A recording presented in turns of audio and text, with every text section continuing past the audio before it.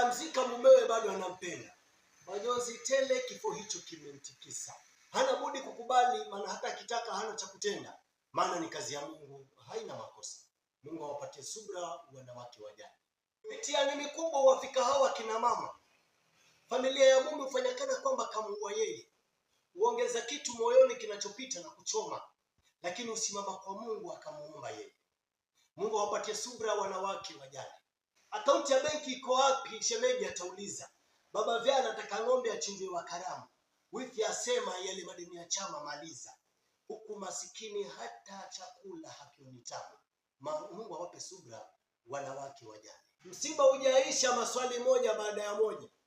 Aulizwa, utamaliza sababu, utaenda nyumbani? Hawa watoto waenda nao wote ama nasi watuachia mmoja? Kama uko karibu wale utajiuliza, kwani mbele aliwakosani?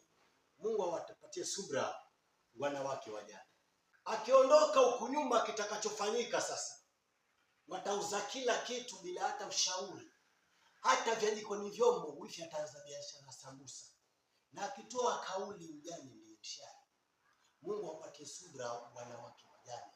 Kazini alipokuwa marehemu, pensheni itatoka, lakini mjane ataomba loni ili kuwanunulia watoto fungu. Twajalini wajane, kuna fungu kwa Mungu, hiyo ni hakika. Tusijitengenezee maswali magumu mbele ya Allah kisha mali za marehemu. Mungu awape subra wanawake wajane. Asante.